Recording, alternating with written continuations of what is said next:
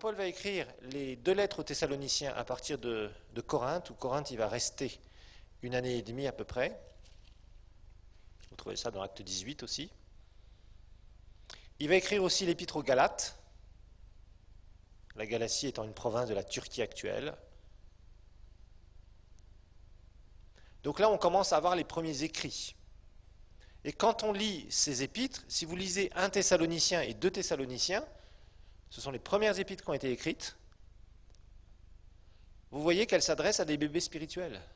Mais on commence à avoir des écrits sur les fondations du christianisme. C'est tout nouveau, ça. C'est tout nouveau. Pour l'instant, Pierre n'a rien écrit. Jean n'a rien écrit. C'est Paul qui va écrire les premières épîtres. Et il va donner la première nourriture spirituelle fondamentale pour les bébés spirituels.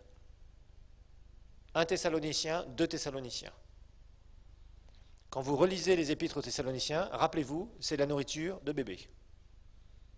C'est de la nourriture pour des bébés spirituels qui viennent tout juste de recevoir le Seigneur. Paul est resté à Thessalonique 3 semaines, pour vous dire. 3 semaines. Il était obligé de fuir la persécution. Et il était très inquiet pour l'Église qui venait de naître. Parce que quand vous restez 3 semaines dans un endroit et que vous partez, croyez-moi, après le diable essaye d'envoyer un contre-courant pour essayer de troubler les gens. Et d'ailleurs, les gens étaient troublés, parce qu'ils n'étaient pas enseignés.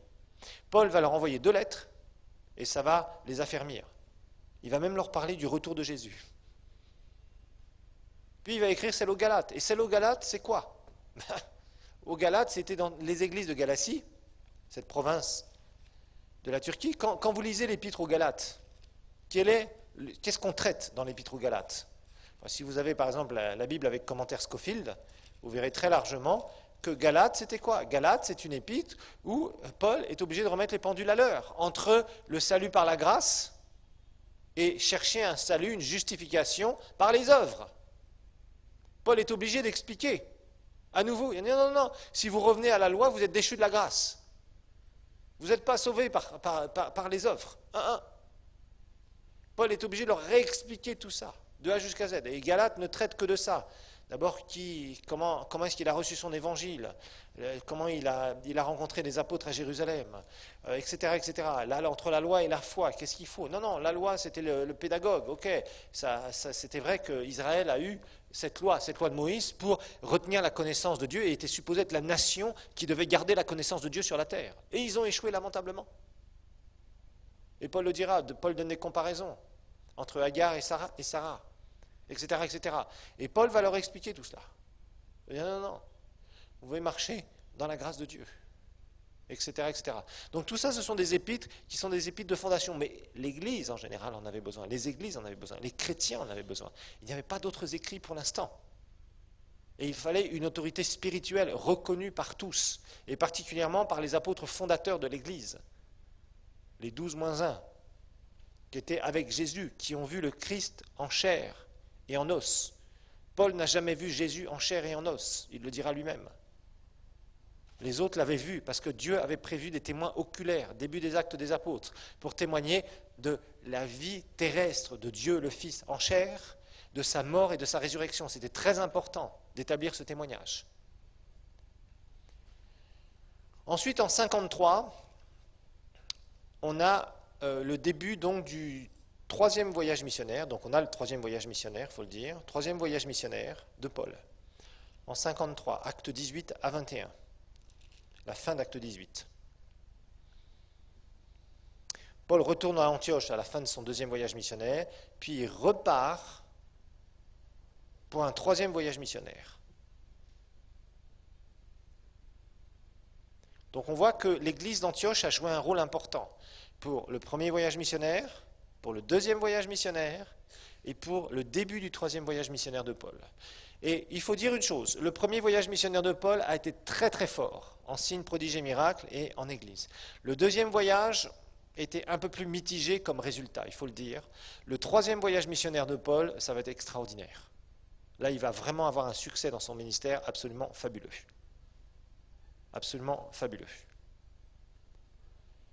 Et là, il va établir énormément d'églises.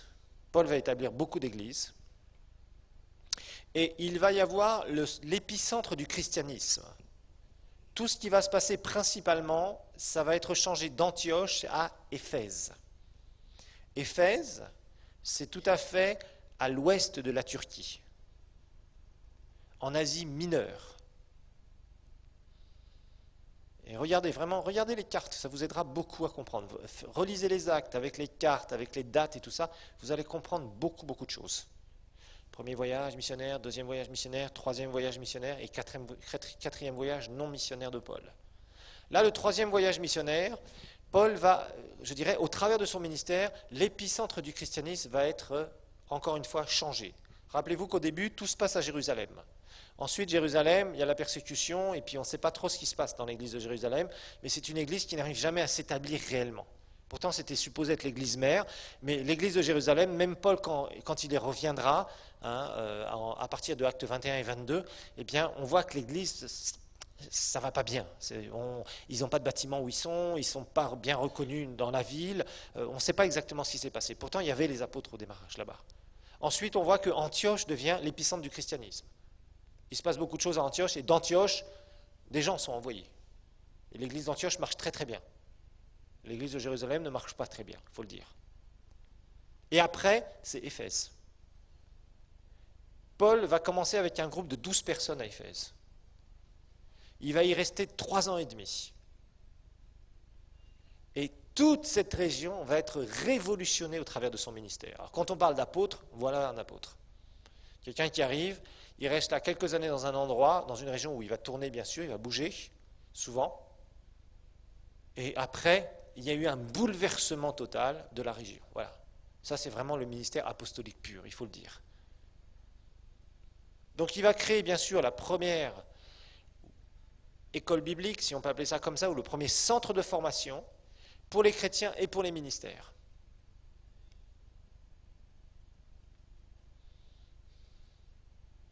Et là, vraiment, il va se passer énormément de choses. Il va affecter toute la région. Il va affecter plein de pasteurs, positivement bien sûr.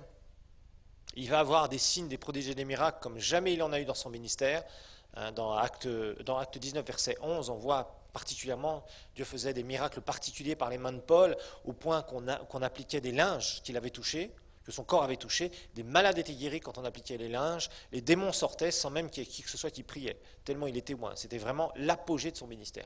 Là, c'est le sommet total du ministère de Paul. Si vous voulez voir vraiment son ministère, là, c'est Acte 19, vous voyez tout. Il arrive, il y a quelques chrétiens dans un petit coin, un petit groupe de prière mal enseigné, il arrive déjà, première réunion, boum, le Saint-Esprit leur tombe dessus, il les baptise dans l'eau, etc., etc. Puis à partir de ça, va naître une puissante église, dont Timothée d'ailleurs deviendra le pasteur bien plus tard. Et ici, on voit vraiment Paul qui révolutionne complètement cette région. Dieu le dirige là. L'Asie mineure a été puissamment bouleversée par l'évangile de Christ. Par exemple, à Colosse, il y avait un pasteur qui s'appelait Épaphras, si vous lisez l'épître aux Colossiens. Eh bien, Épaphras avait été formé par Paul. C'est clair. Et l'épître aux Colossiens, alors que Paul n'avait pas fondé cette église, l'église de Colosse c'est le numéro 2. Quand on regarde les épîtres au niveau de la profondeur spirituelle, vous verrez que l'épître aux Éphésiens était numéro 1, c'est là où c'est le plus profond au niveau du message que Paul donne dans l'enseignement, et l'épître aux Colossiens vient en numéro 2. Et Épaphras était un fruit du ministère de Paul. Il l'avait formé, et d'une façon absolument exceptionnelle, et cet homme était un puissant homme de Dieu, pasteur donc de l'église de Colosse. Alors, Acte 19, il se passe beaucoup de choses, mais il y a aussi évidemment beaucoup de persécutions. Paul est obligé au bout des 3 ans et demi, il est obligé de partir. Et là encore, je vous l'ai dit, à partir d'Acte 13, on voit la focalisation des Actes des Apôtres sur le ministère de Paul, en grande majorité. Et là, Paul est obligé donc de partir parce qu'il y a trop de persécutions et il risque sa vie. À un tel point que même des business d'idolâtrie, c'est-à-dire des gens qui vendaient des petites idoles, des petites statues, ils commençaient à perdre tellement d'argent qu'ils ont dit c'est de la faute de ce Paul. Parce que les gens se donnaient au Seigneur, donc ils n'allaient plus dans les trucs d'idolâtrie. Donc ce business païen était en train de péricliter. Il commençait à faire faillite. Donc ils se sont mis contre Paul. Tellement son ministère a eu d'impact à ce moment-là. Donc Paul après va partir un peu plus loin, environ à 30, aller à Millet, c'est environ à 20 km, un peu plus loin, à 50 km, au sud d'Éphèse. Et là, il va faire une réunion pastorale dans Acte 20. la première réunion pastorale. Dieu l'utilise encore puissamment,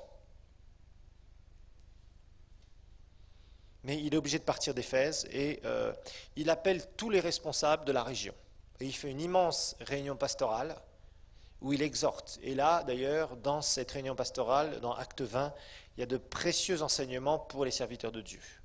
Il explique l'attitude du serviteur de Dieu, il explique le message que le serviteur de Dieu doit donner, il explique aussi les dangers que les chrétiens peuvent encourir avec des gens qui viendront faire du mal aux églises, etc., etc., etc., qui s'infiltrent dans les églises, etc., etc.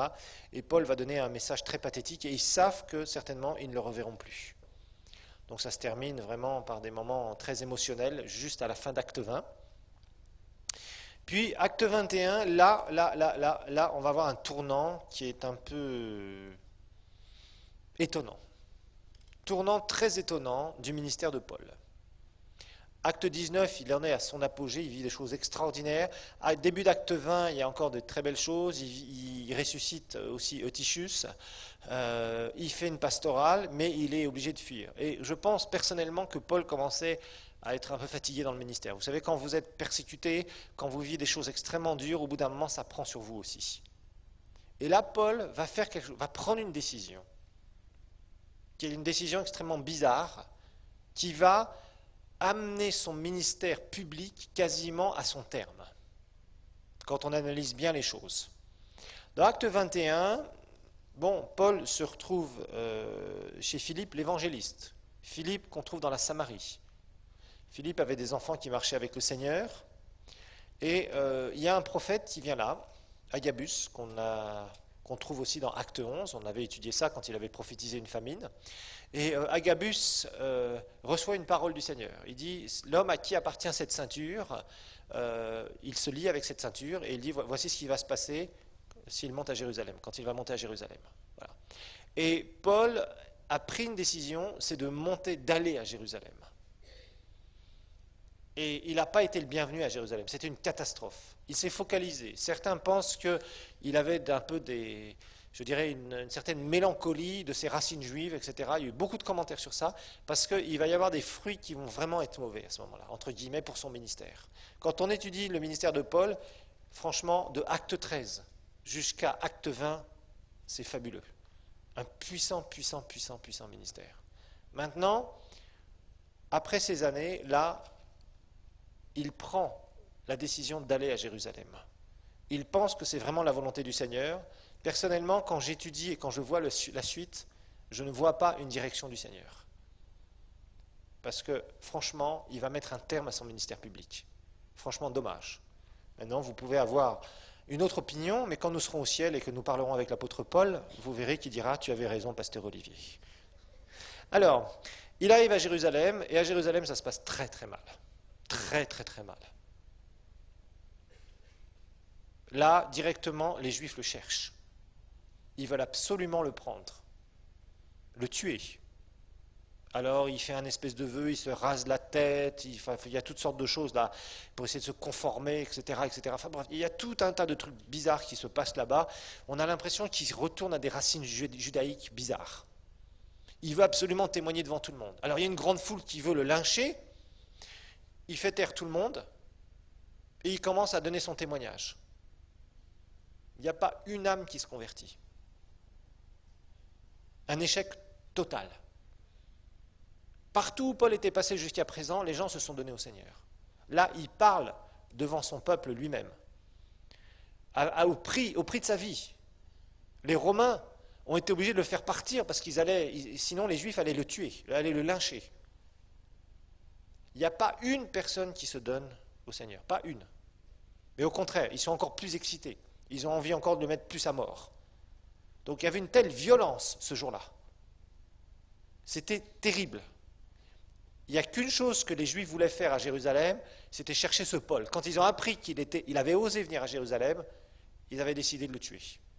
Et toute la ville s'est soulevée. Pas pour l'évangile, pour essayer de trouver un homme, Paul. C'était une catastrophe totale. Cette décision a été une catastrophe totale pour sa vie. À partir de ce moment-là, Paul a été en captivité. Et alors, si vous continuez dans Actes, alors c'est vraiment étonnant les Actes. Moi, quand je lis les Actes, quand je lis entre Acte 13 et Acte 20, et même avant Acte 13, je vois, on me parle d'évangélisation, on me parle de prédication, on me parle de signes, de prodiges, de miracles, on me parle d'églises qui naissent, on me parle de l'évangile qui se répand.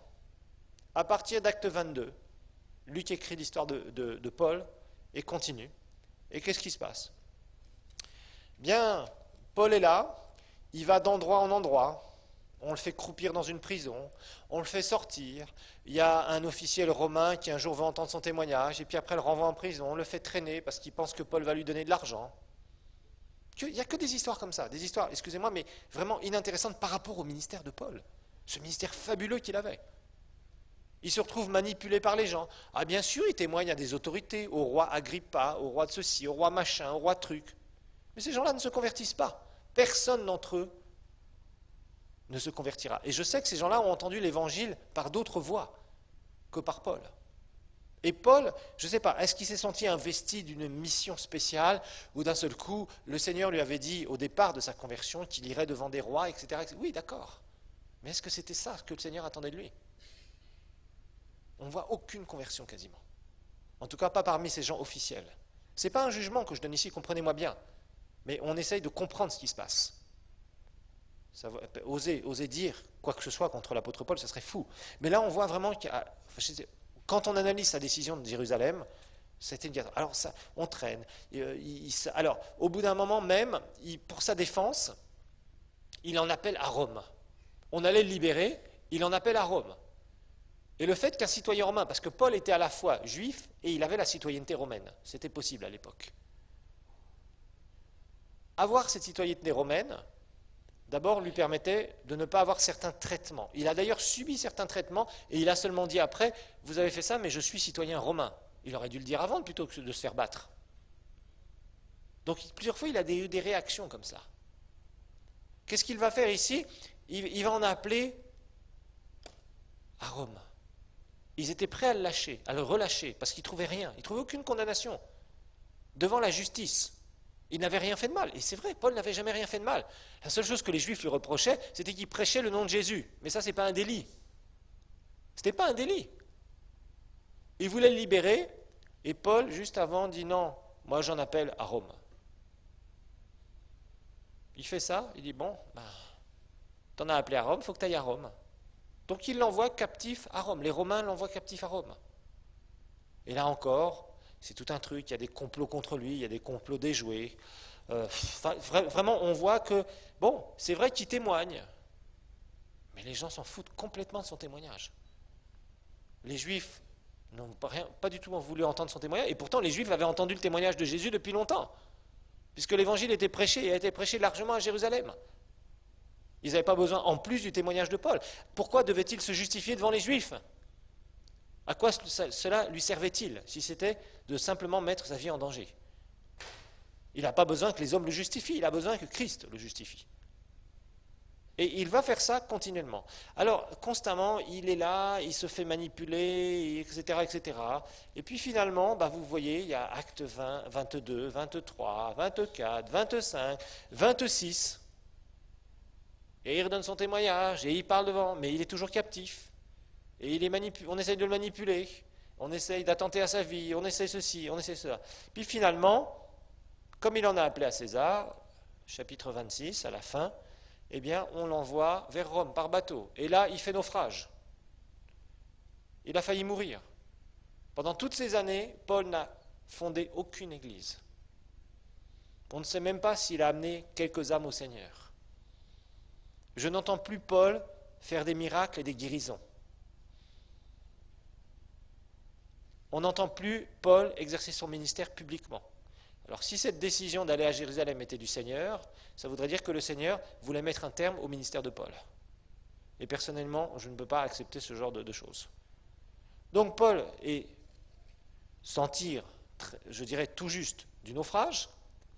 Finalement, ils sont sur l'île de Malte, ils arrivent sains et saufs sur l'île de Malte dans Acte 28. Là, il y a des guérisons qui s'opèrent parce qu'ils recommencent à pouvoir prêcher l'évangile.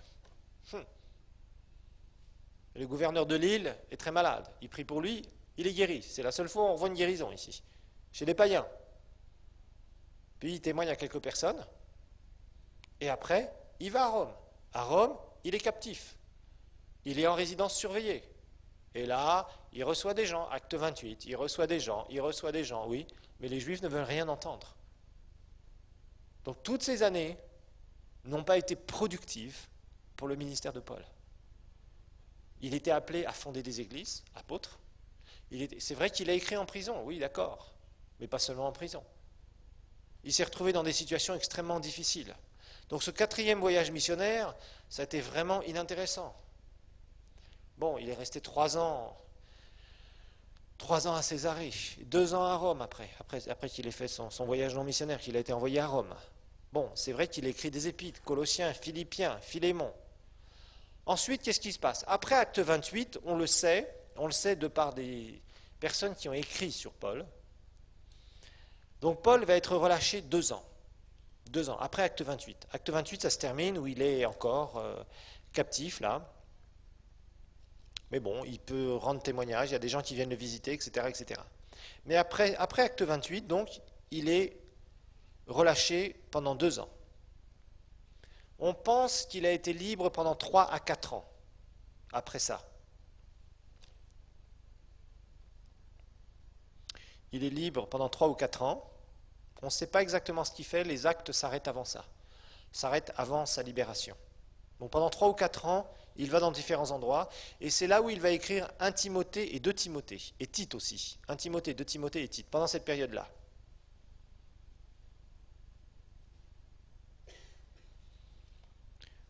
Donc il est relâché au bout de 2 ans, et pendant 3 ou 4 ans, il est libre. Il circule, on ne sait pas exactement où. Il visite certainement des églises, en tout cas à mon avis il n'est pas retourné sur Jérusalem, ça ne nous est pas explicitement dit. Il y avait trop de danger là-bas. Et là, pendant cette période de libération, il va écrire 1 Timothée, 2 Timothée et Tite.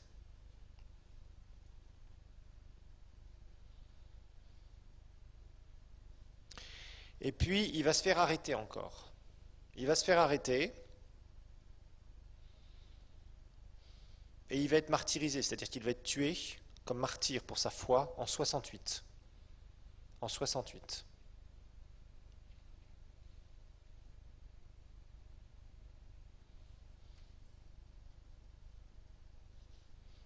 En 68. Et d'ailleurs, dans 2 Timothée 4,6, Paul sentait qu'il était au bout de sa vie. 2 Timothée 4,6. Donc il est martyrisé à Rome, donc il est capturé à nouveau. Et là, il va subir le martyre en 68. Donc dans 2 Timothée 4,6,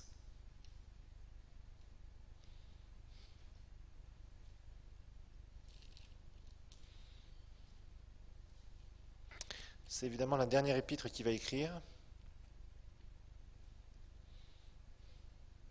Il est encore captif et il écrit la chose suivante, il dit, verset 6 de Timothée 4,6, « Car pour moi, me voici déjà offert en libation, c'est-à-dire comme un liquide qu'on répand sur une offrande, et le moment de mon départ approche. » Donc Paul savait que le moment de sa mort physique était en train d'approcher.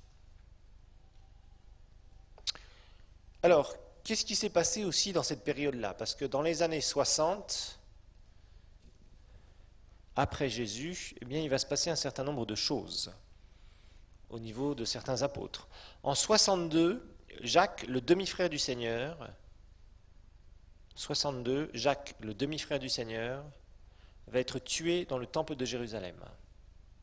Ça ne nous est pas rapporté dans les actes, ça nous est rapporté par d'autres personnes qui ont écrit. 62, Jacques, le demi-frère du Seigneur, a été tué dans le temple de Jérusalem.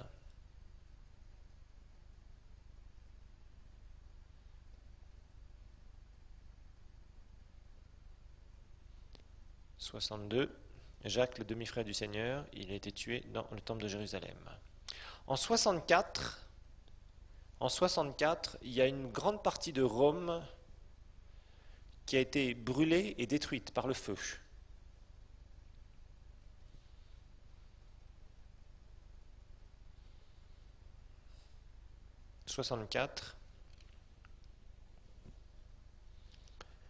Une partie importante de Rome a été détruite, brûlée et détruite donc par le feu. Et à l'époque, il y avait l'empereur Néron. L'empereur Néron, empereur romain, c'était le pire de tous celui-là. Il est extrêmement cruel, complètement fou.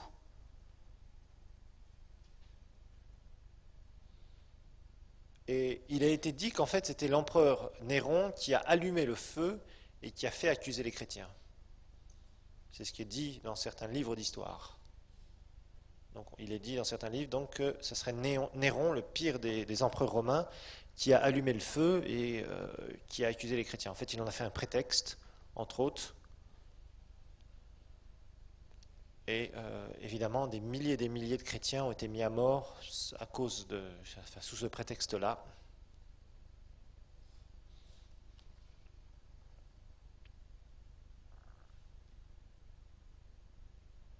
Et de terribles persécutions avec cet empereur. L'empereur Néron, ça a été une catastrophe. Alors en 67,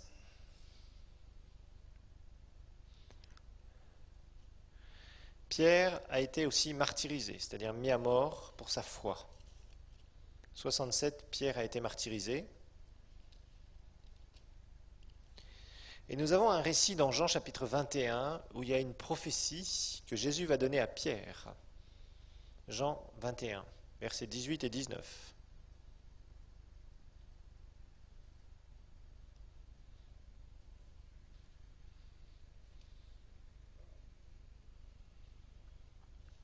Jean 21, versets 18 et 19.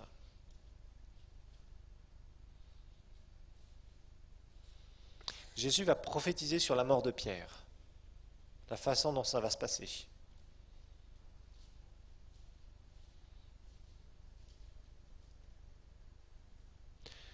Vous savez, Pierre avait renié le Seigneur alors qu'il avait joué un peu les impulsifs en disant tous te renieront, Seigneur, mais moi, jamais, Seigneur.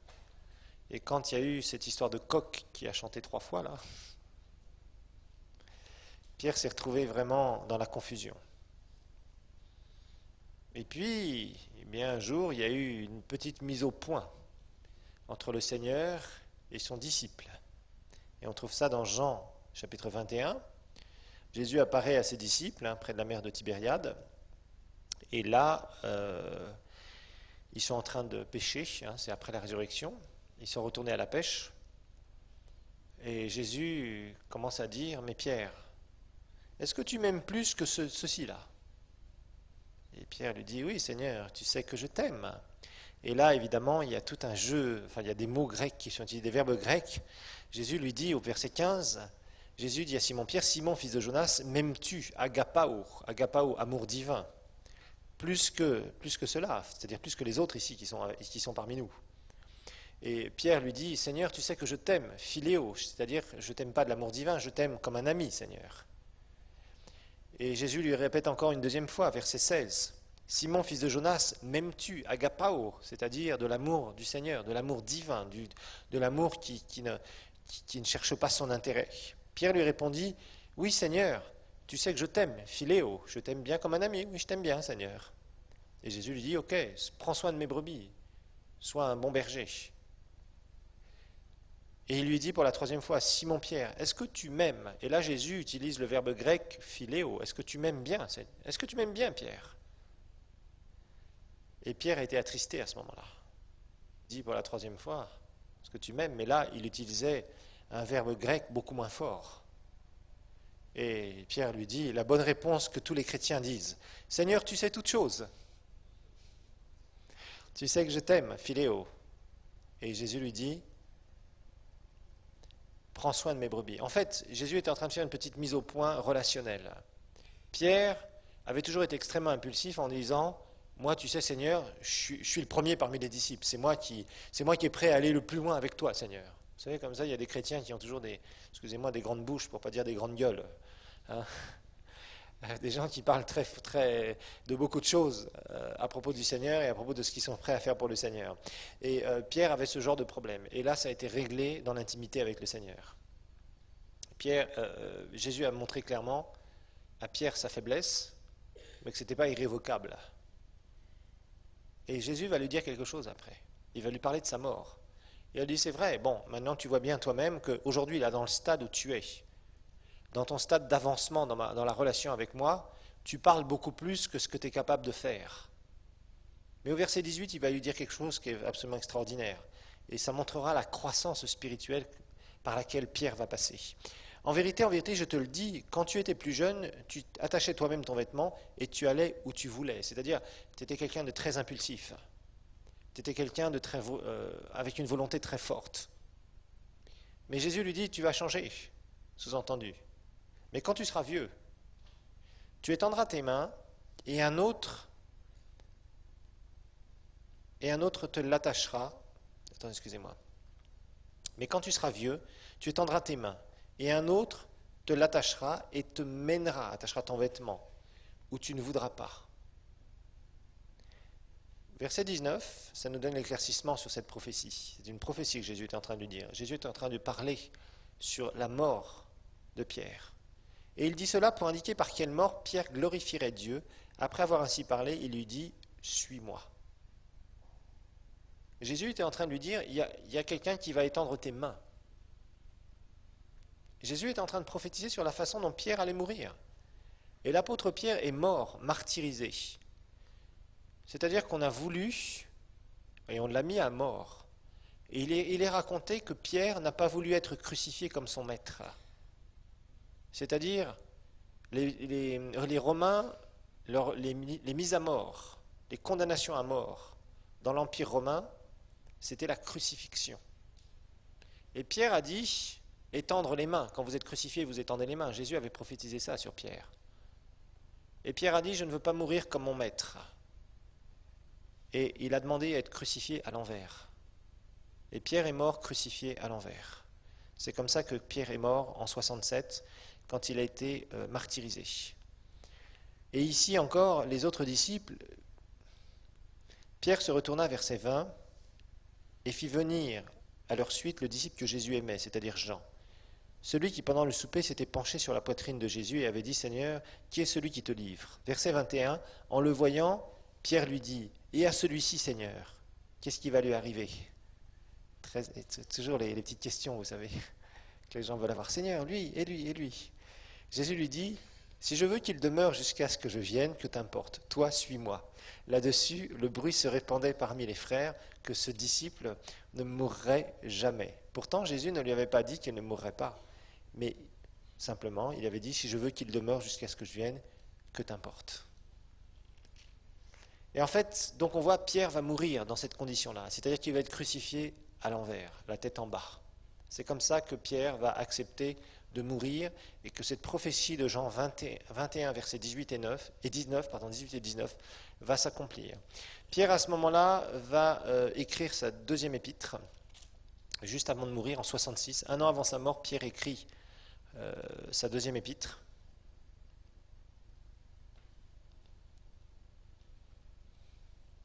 Et vous savez, Pierre, dans sa deuxième épître, va parler de Babylone. Si vous lisez l'épître de Pierre, vous trouverez qu'il va parler de Babylone, dans 1 Pierre 5, 13, entre autres.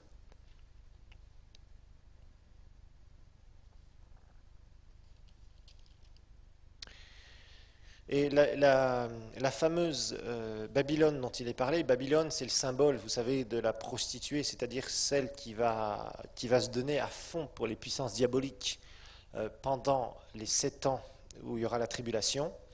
Et en fait, on pense que Babylone dont Pierre parle serait Rome. C'était une image que Pierre utilisait dans 1 Pierre 5, 13.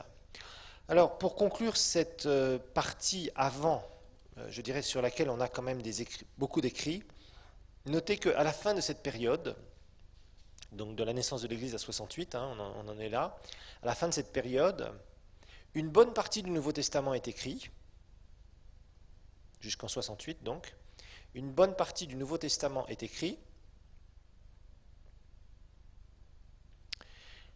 donc entre autres les 3 premiers évangiles,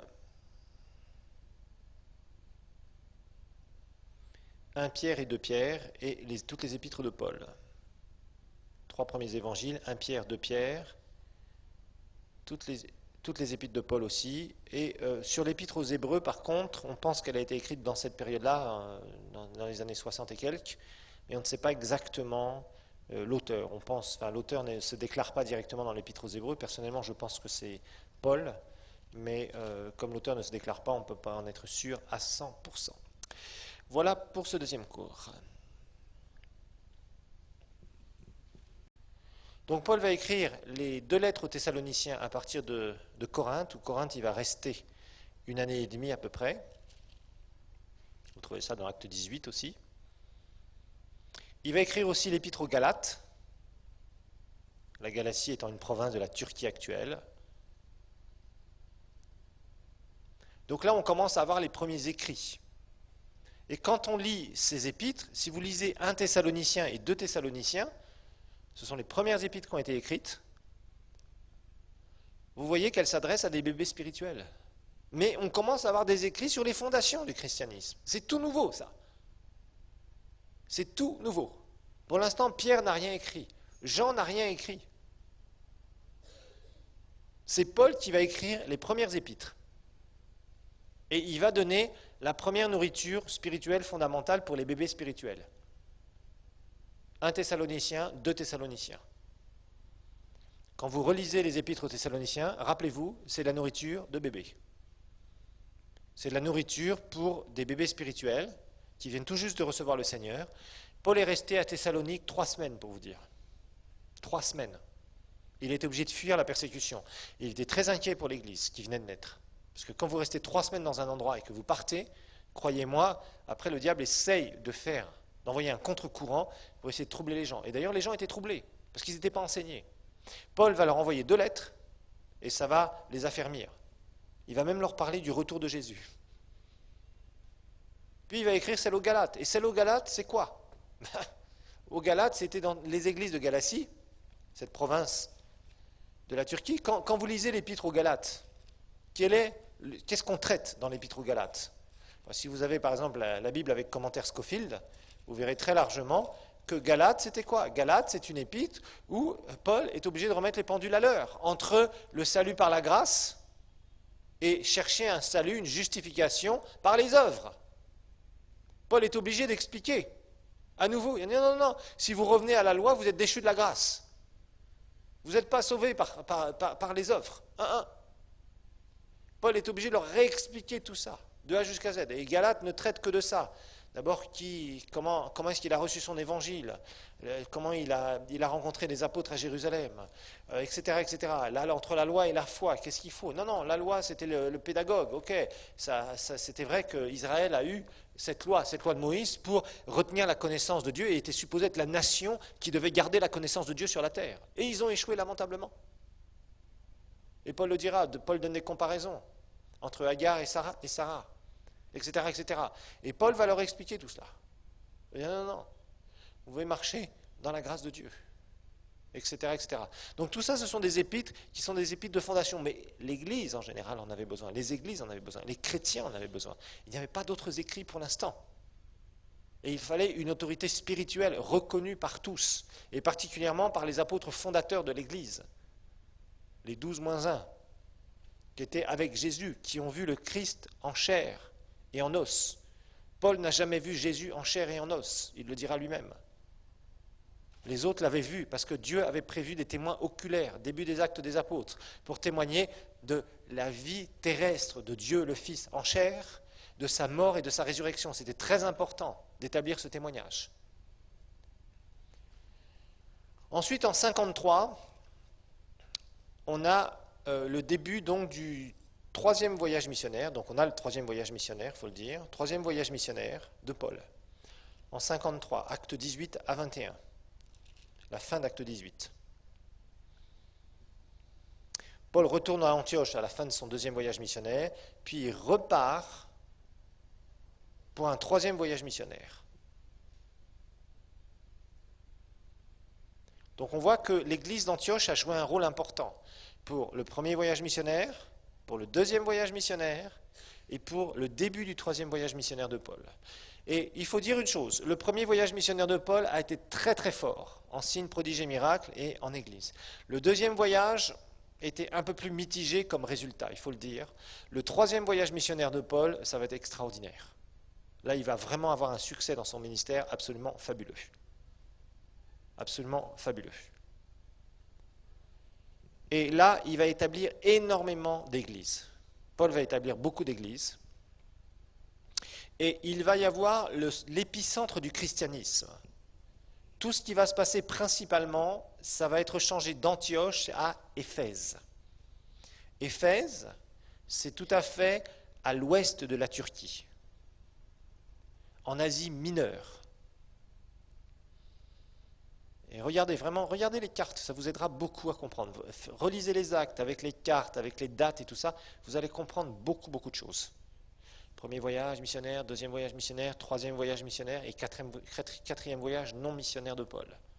Là, le troisième voyage missionnaire, Paul va, je dirais, au travers de son ministère, l'épicentre du christianisme va être, encore une fois, changé. Rappelez-vous qu'au début, tout se passe à Jérusalem. Ensuite, Jérusalem, il y a la persécution, et puis on ne sait pas trop ce qui se passe dans l'église de Jérusalem, mais c'est une église qui n'arrive jamais à s'établir réellement. Pourtant, c'était supposé être l'église mère, mais l'église de Jérusalem, même Paul, quand il y reviendra, à partir de Actes 21 et 22, eh bien, on voit que l'église, ça ne va pas bien. Ils n'ont pas de bâtiment où ils ne sont pas bien reconnus dans la ville, on ne sait pas exactement ce qui s'est passé. Pourtant, il y avait les apôtres au démarrage là-bas. Ensuite, on voit que Antioche devient l'épicentre du christianisme. Il se passe beaucoup de choses à Antioche, et d'Antioche, des gens sont envoyés. Et l'église d'Antioche marche très très bien. L'église de Jérusalem ne marche pas très bien, il faut le dire. Et après, c'est Éphèse. Paul va commencer avec un groupe de 12 personnes à Éphèse. Il va y rester 3 ans et demi. Et toute cette région va être révolutionnée au travers de son ministère. Alors, quand on parle d'apôtre, voilà un apôtre. Quelqu'un qui arrive, il reste là quelques années dans un endroit, dans une région où il va tourner bien sûr, il va bouger, souvent. Et après, il y a eu un bouleversement total de la région. Voilà. Ça, c'est vraiment le ministère apostolique pur, il faut le dire. Donc, il va créer, bien sûr, la première école biblique, si on peut appeler ça comme ça, ou le premier centre de formation pour les chrétiens et pour les ministères.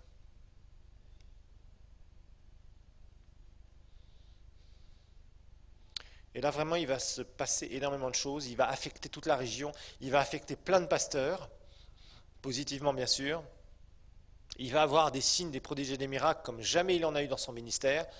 Dans Acte 19, verset 11, on voit particulièrement, Dieu faisait des miracles particuliers par les mains de Paul, au point qu'on appliquait des linges qu'il avait touchés, que son corps avait touché, des malades étaient guéris quand on appliquait les linges, les démons sortaient sans même qu'il y ait qui que ce soit qui priait, tellement il était loin. C'était vraiment l'apogée de son ministère. Là, c'est le sommet total du ministère de Paul. Si vous voulez voir vraiment son ministère, là, c'est Acte 19, vous voyez tout. Il arrive, il y a quelques chrétiens dans un petit coin, un petit groupe de prière mal enseigné, il arrive déjà, première réunion, boum, le Saint-Esprit leur tombe dessus, il les baptise dans l'eau, etc., etc. Puis à partir de ça, va naître une puissante église, dont Timothée d'ailleurs deviendra le pasteur bien plus tard. Et ici, on voit vraiment Paul qui révolutionne complètement cette région. Dieu le dirige là. L'Asie mineure a été puissamment bouleversée par l'évangile de Christ. Par exemple, à Colosse, il y avait un pasteur qui s'appelait Épaphras, si vous lisez l'épître aux Colossiens. Eh bien, Épaphras avait été formé par Paul. C'est clair. Et l'épître aux Colossiens, alors que Paul n'avait pas fondé cette église, l'église de Colosse c'est le numéro 2. Quand on regarde les épîtres au niveau de la profondeur spirituelle, vous verrez que l'épître aux Éphésiens était numéro 1, c'est là où c'est le plus profond au niveau du message que Paul donne dans l'enseignement, et l'épître aux Colossiens vient en numéro 2. Et Épaphras était un fruit du ministère de Paul. Il l'avait formé, et d'une façon absolument exceptionnelle, et cet homme était un puissant homme de Dieu, pasteur donc de l'église de Colosse. Alors, acte 19, il se passe beaucoup de choses, mais il y a aussi évidemment beaucoup de persécutions. Paul est obligé, au bout des 3 ans et demi, il est obligé de partir.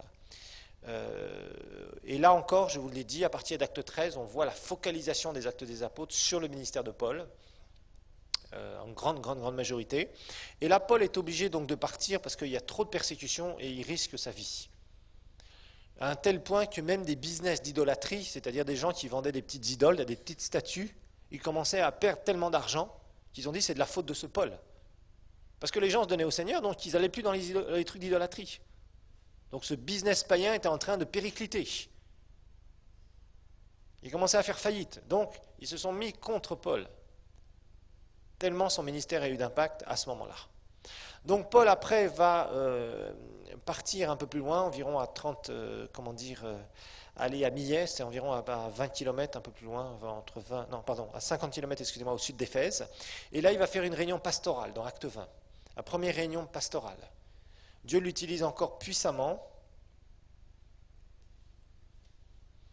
mais il est obligé de partir d'Éphèse et il appelle tous les responsables de la région. Et il fait une immense réunion pastorale où il exhorte. Et là, d'ailleurs, dans cette réunion pastorale, dans Acte 20, il y a de précieux enseignements pour les serviteurs de Dieu. Il explique l'attitude du serviteur de Dieu, il explique le message que le serviteur de Dieu doit donner, il explique aussi les dangers que les chrétiens peuvent encourir avec des gens qui viendront faire du mal aux églises, etc., etc., etc., qui s'infiltrent dans les églises, etc., etc. Et Paul va donner un message très pathétique et ils savent que certainement ils ne le reverront plus. Donc ça se termine vraiment par des moments très émotionnels, juste à la fin d'Acte 20. Puis Acte 21, là, on va avoir un tournant qui est un peu étonnant. Tournant très étonnant du ministère de Paul. Acte 19, il en est à son apogée, il vit des choses extraordinaires. Au début d'Acte 20, il y a encore de très belles choses. Il ressuscite aussi Eutychus. Il fait une pastorale, mais il est obligé de fuir. Et je pense personnellement que Paul commençait à être un peu fatigué dans le ministère. Vous savez, quand vous êtes persécuté, quand vous vivez des choses extrêmement dures, au bout d'un moment, ça prend sur vous aussi. Et là, Paul va faire quelque chose, va prendre une décision, qui est une décision extrêmement bizarre, qui va amener son ministère public quasiment à son terme, quand on analyse bien les choses. Dans Acte 21, Paul se retrouve chez Philippe l'évangéliste. Philippe qu'on trouve dans la Samarie. Philippe avait des enfants qui marchaient avec le Seigneur, et il y a un prophète qui vient là, Agabus, qu'on trouve aussi dans Acte 11, on avait étudié ça quand il avait prophétisé une famine. Et Agabus reçoit une parole du Seigneur. Il dit, l'homme à qui appartient cette ceinture, il se lie avec cette ceinture et il dit, voici ce qui va se passer s'il monte à Jérusalem, quand il va monter à Jérusalem. Voilà. Et Paul a pris une décision, c'est d'aller à Jérusalem. Et il n'a pas été le bienvenu à Jérusalem, c'était une catastrophe. Il s'est focalisé. Certains pensent qu'il avait un peu une certaine mélancolie de ses racines juives, etc. Il y a eu beaucoup de commentaires sur ça, parce qu'il va y avoir des fruits qui vont vraiment être mauvais à ce moment-là, entre guillemets, pour son ministère. Quand on étudie le ministère de Paul, franchement, de Acte 13 jusqu'à Acte 20, c'est fabuleux. Un puissant ministère. Maintenant, après ces années, là, il prend la décision d'aller à Jérusalem. Il pense que c'est vraiment la volonté du Seigneur. Personnellement, quand j'étudie et quand je vois la suite, je ne vois pas une direction du Seigneur. Parce que, franchement, il va mettre un terme à son ministère public. Franchement, dommage. Maintenant, vous pouvez avoir une autre opinion, mais quand nous serons au ciel et que nous parlerons avec l'apôtre Paul, vous verrez qu'il dira « Tu avais raison, pasteur Olivier ». Alors, il arrive à Jérusalem, et à Jérusalem, ça se passe très très mal. Très très très mal. Là, directement, les Juifs le cherchent. Ils veulent absolument le prendre, le tuer. Alors il fait un espèce de vœu, il se rase la tête, il y a toutes sortes de choses là pour essayer de se conformer, etc., etc. Enfin bref, il y a tout un tas de trucs bizarres qui se passent là-bas. On a l'impression qu'il retourne à des racines judaïques bizarres. Il veut absolument témoigner devant tout le monde. Alors il y a une grande foule qui veut le lyncher, il fait taire tout le monde, et il commence à donner son témoignage. Il n'y a pas une âme qui se convertit. Un échec total. Partout où Paul était passé jusqu'à présent, les gens se sont donnés au Seigneur. Là, il parle devant son peuple lui-même, au prix de sa vie. Les Romains ont été obligés de le faire partir parce sinon les Juifs allaient le tuer, allaient le lyncher. Il n'y a pas une personne qui se donne au Seigneur, pas une. Mais au contraire, ils sont encore plus excités. Ils ont envie encore de le mettre plus à mort. Donc il y avait une telle violence ce jour-là. C'était terrible. Il n'y a qu'une chose que les Juifs voulaient faire à Jérusalem, c'était chercher ce Paul. Quand ils ont appris qu'il avait osé venir à Jérusalem, ils avaient décidé de le tuer. Et toute la ville s'est soulevée. Pas pour l'évangile, pour essayer de trouver un homme, Paul. C'était une catastrophe totale. Cette décision a été une catastrophe totale pour sa vie. À partir de ce moment-là, Paul a été en captivité. Et alors, si vous continuez dans Actes, alors c'est vraiment étonnant les Actes. Moi, quand je lis les Actes, quand je lis entre Acte 13 et Acte 20, et même avant Acte 13, je vois, on me parle d'évangélisation, on me parle de prédication, on me parle de signes, de prodiges, de miracles, on me parle d'églises qui naissent, on me parle de l'évangile qui se répand. À partir d'Acte 22, Luc écrit l'histoire de Paul et continue. Et qu'est-ce qui se passe? Bien, Paul est là, il va d'endroit en endroit. On le fait croupir dans une prison, on le fait sortir. Il y a un officiel romain qui un jour va entendre son témoignage, et puis après le renvoie en prison, on le fait traîner parce qu'il pense que Paul va lui donner de l'argent. Il n'y a que des histoires comme ça, des histoires, excusez-moi, mais vraiment inintéressantes par rapport au ministère de Paul, ce ministère fabuleux qu'il avait. Il se retrouve manipulé par les gens. Ah bien sûr, il témoigne à des autorités, au roi Agrippa, au roi de ceci, au roi machin, au roi truc. Mais ces gens-là ne se convertissent pas. Personne d'entre eux ne se convertira. Et je sais que ces gens-là ont entendu l'évangile par d'autres voies que par Paul. Et Paul, je ne sais pas, est-ce qu'il s'est senti investi d'une mission spéciale ou d'un seul coup, le Seigneur lui avait dit au départ de sa conversion qu'il irait devant des rois, etc. Oui, d'accord. Mais est-ce que c'était ça que le Seigneur attendait de lui? On ne voit aucune conversion quasiment. En tout cas, pas parmi ces gens officiels. Ce n'est pas un jugement que je donne ici, comprenez-moi bien. Mais on essaye de comprendre ce qui se passe. Oser dire quoi que ce soit contre l'apôtre Paul, ce serait fou. Mais là, on voit vraiment que quand on analyse sa décision de Jérusalem, c'était une catastrophe. Alors, ça, on traîne. Alors, au bout d'un moment même, pour sa défense, il en appelle à Rome. On allait le libérer, il en appelle à Rome. Et le fait qu'un citoyen romain, parce que Paul était à la fois juif et il avait la citoyenneté romaine, c'était possible à l'époque. Avoir cette citoyenneté romaine, d'abord, lui permettait de ne pas avoir certains traitements. Il a d'ailleurs subi certains traitements et il a seulement dit après, vous avez fait ça, mais je suis citoyen romain. Il aurait dû le dire avant plutôt que de se faire battre. Donc plusieurs fois, il a eu des réactions comme ça. Qu'est-ce qu'il va faire ici? Il va en appeler à Rome. Ils étaient prêts à le lâcher, à le relâcher, parce qu'ils ne trouvaient rien. Ils ne trouvaient aucune condamnation devant la justice. Il n'avait rien fait de mal. Et c'est vrai, Paul n'avait jamais rien fait de mal. La seule chose que les Juifs lui reprochaient, c'était qu'il prêchait le nom de Jésus. Mais ça, ce n'est pas un délit. Ce n'était pas un délit. Il voulait le libérer, et Paul, juste avant, dit non, moi j'en appelle à Rome. Il fait ça, il dit bon, t'en as appelé à Rome, il faut que tu ailles à Rome. Donc il l'envoie captif à Rome. Les Romains l'envoient captif à Rome. Et là encore, c'est tout un truc, il y a des complots contre lui, il y a des complots déjoués. Vraiment, on voit que, bon, c'est vrai qu'il témoigne, mais les gens s'en foutent complètement de son témoignage. Les Juifs n'ont pas du tout voulu entendre son témoignage, et pourtant les Juifs avaient entendu le témoignage de Jésus depuis longtemps, puisque l'évangile était prêché et a été prêché largement à Jérusalem. Ils n'avaient pas besoin, en plus du témoignage de Paul. Pourquoi devait-il se justifier devant les Juifs? À quoi cela lui servait-il, si c'était de simplement mettre sa vie en danger? Il n'a pas besoin que les hommes le justifient, il a besoin que Christ le justifie. Et il va faire ça continuellement.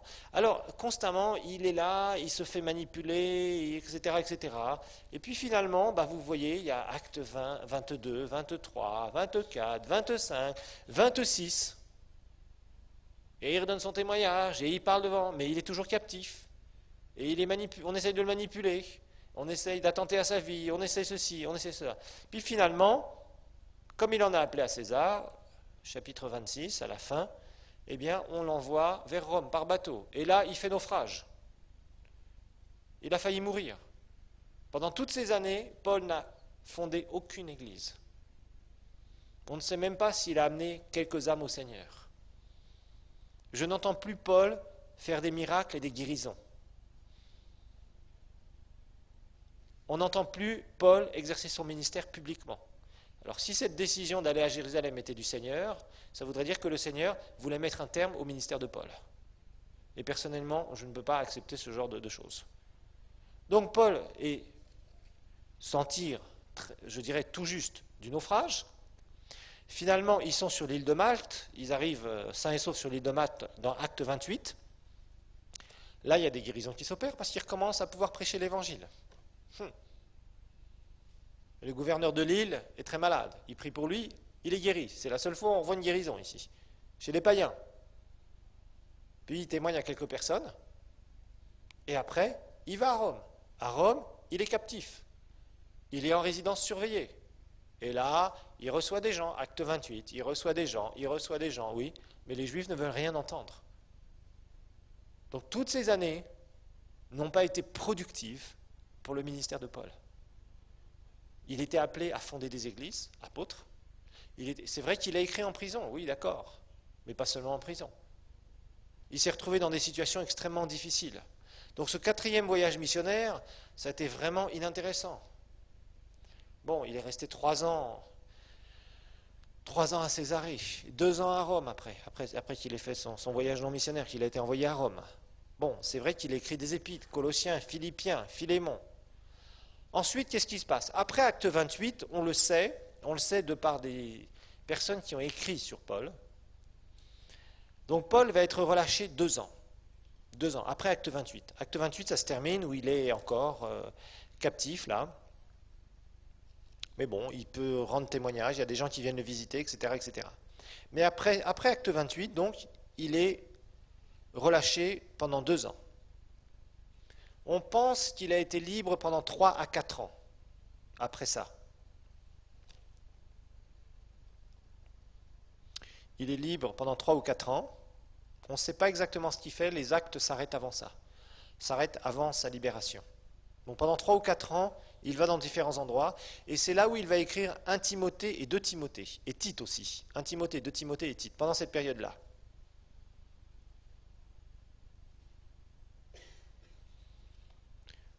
Donc il est relâché au bout de 2 ans, et pendant 3 ou 4 ans, il est libre.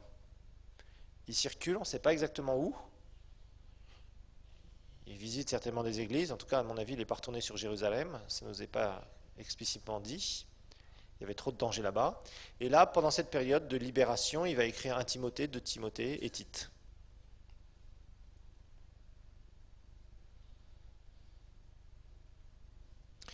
Et puis, il va se faire arrêter encore. Il va se faire arrêter et il va être martyrisé, c'est-à-dire qu'il va être tué comme martyr pour sa foi en 68. En 68.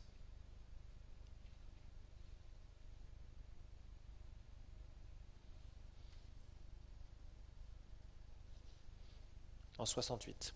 Et d'ailleurs, dans 2 Timothée 4,6, Paul sentait qu'il était au bout de sa vie. 2 Timothée 4,6. Donc il est martyrisé à Rome, donc il est capturé à nouveau. Et là, il va subir le martyre en 68. Donc dans 2 Timothée 4,6,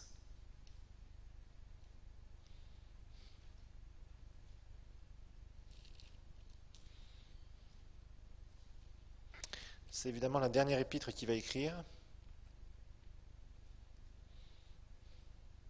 Il est encore captif et il écrit la chose suivante, il dit, verset 6 de Timothée 4,6, « Car pour moi, me voici déjà offert en libation, c'est-à-dire comme un liquide qu'on répand sur une offrande, et le moment de mon départ approche. » Donc Paul savait que le moment de sa mort physique était en train d'approcher. Alors, qu'est-ce qui s'est passé aussi dans cette période-là? Parce que dans les années 60, après Jésus, eh bien, il va se passer un certain nombre de choses au niveau de certains apôtres. En 62, Jacques, le demi-frère du Seigneur, va être tué dans le temple de Jérusalem. Ça ne nous est pas rapporté dans les actes, ça nous est rapporté par d'autres personnes qui ont écrit. 62, Jacques, le demi-frère du Seigneur, a été tué dans le temple de Jérusalem.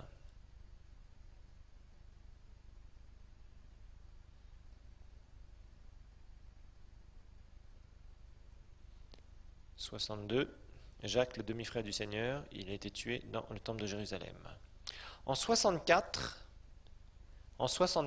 il y a une grande partie de Rome qui a été brûlée et détruite par le feu.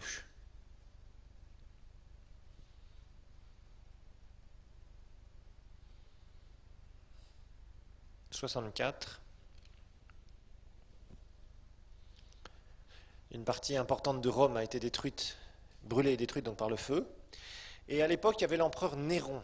L'empereur Néron, empereur romain, c'était le pire de tous, celui-là.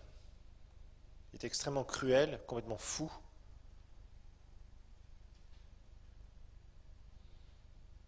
Et il a été dit qu'en fait, c'était l'empereur Néron qui a allumé le feu et qui a fait accuser les chrétiens.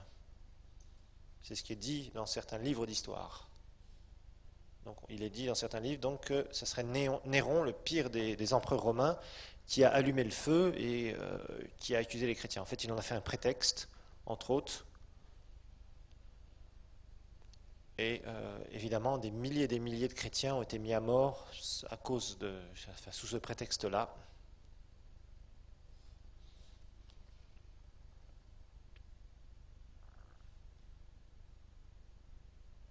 Et de terribles persécutions avec cet empereur. L'empereur Néron, ça a été une catastrophe. Alors en 67,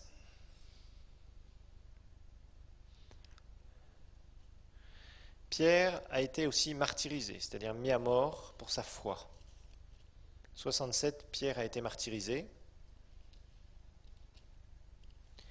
Et nous avons un récit dans Jean chapitre 21 où il y a une prophétie que Jésus va donner à Pierre. Jean 21, versets 18 et 19.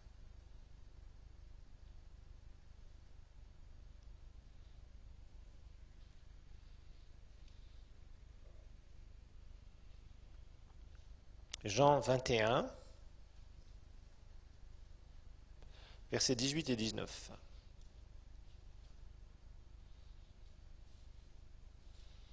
Jésus va prophétiser sur la mort de Pierre, la façon dont ça va se passer.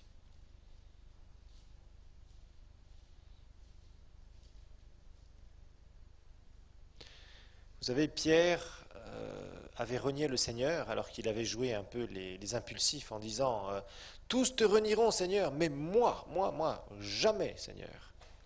Et quand il y a eu cette histoire de coq qui a chanté 3 fois, là, Pierre s'est retrouvé vraiment dans la confusion. Et puis, eh bien, un jour, il y a eu une petite mise au point entre le Seigneur et son disciple. Et on trouve ça dans Jean, chapitre 21. Jésus apparaît à ses disciples, près de la mer de Tibériade. Et là, ils sont en train de pêcher, c'est après la résurrection. Ils sont retournés à la pêche. Et Jésus commence à dire, mais Pierre, est-ce que tu m'aimes plus que ceci-là? Et Pierre lui dit, oui Seigneur, tu sais que je t'aime. Et là, évidemment, il y a tout un jeu, enfin il y a des mots grecs qui sont utilisés, des verbes grecs. Jésus lui dit au verset 15, Jésus dit à Simon-Pierre, Simon, fils de Jonas, m'aimes-tu, agapao, amour divin, plus que cela, c'est-à-dire plus que les autres ici qui sont parmi nous. Et Pierre lui dit, Seigneur, tu sais que je t'aime, philéo, c'est-à-dire je t'aime pas de l'amour divin, je t'aime comme un ami, Seigneur. Et Jésus lui répète encore une deuxième fois, verset 16, Simon, fils de Jonas, m'aimes-tu, agapao, c'est-à-dire de l'amour du Seigneur, de l'amour divin, de l'amour qui ne cherche pas son intérêt. Pierre lui répondit, oui Seigneur, tu sais que je t'aime, philéo, je t'aime bien comme un ami, oui je t'aime bien Seigneur. Et Jésus lui dit, ok, prends soin de mes brebis, sois un bon berger. Et il lui dit pour la 3e fois, Simon Pierre, est-ce que tu m'aimes? Et là Jésus utilise le verbe grec philéo, est-ce que tu m'aimes bien? Est-ce que tu m'aimes bien Pierre? Et Pierre a été attristé à ce moment-là. Il dit pour la 3e fois, est-ce que tu m'aimes? Mais là il utilisait un verbe grec beaucoup moins fort.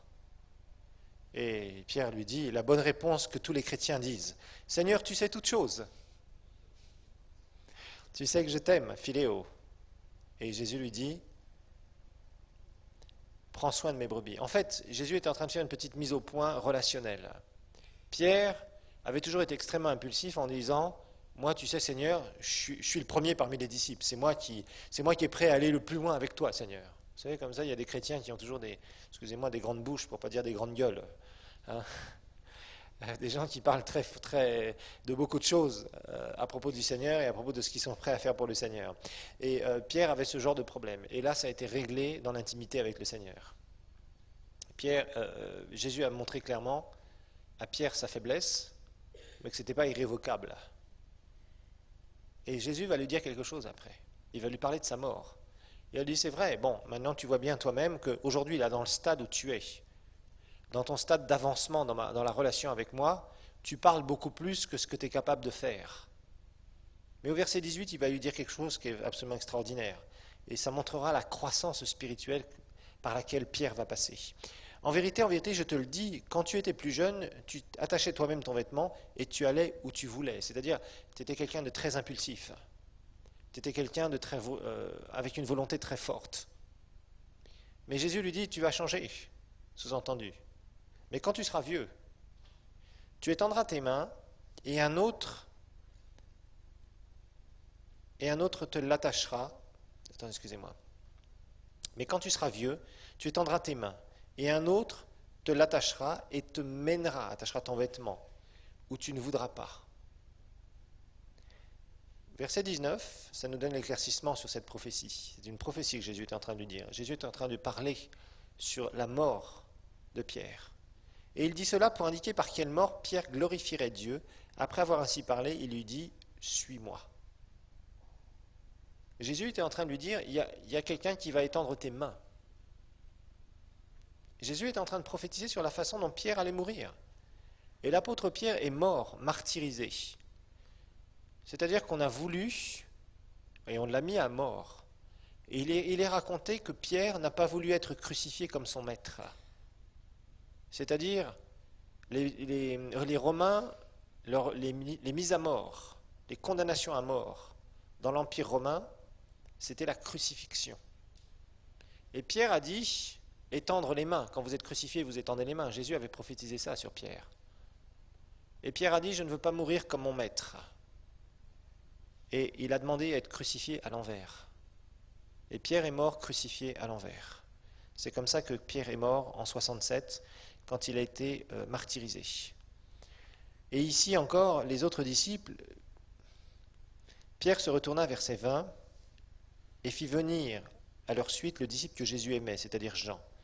Celui qui pendant le souper s'était penché sur la poitrine de Jésus et avait dit « Seigneur, qui est celui qui te livre ?» Verset 21, en le voyant, Pierre lui dit « Et à celui-ci, Seigneur, qu'est-ce qui va lui arriver ?»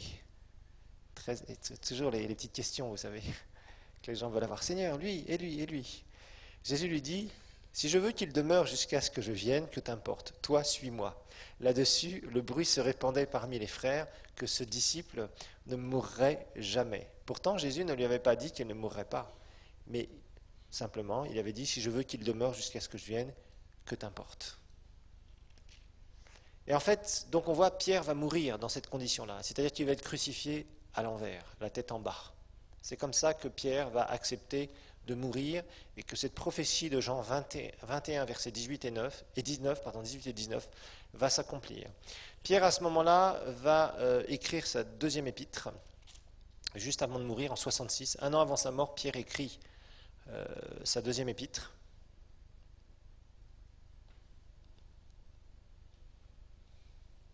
Et vous savez, Pierre, dans sa deuxième épître, va parler de Babylone. Si vous lisez l'épître de Pierre, vous trouverez qu'il va parler de Babylone, dans 1 Pierre 5, 13, entre autres.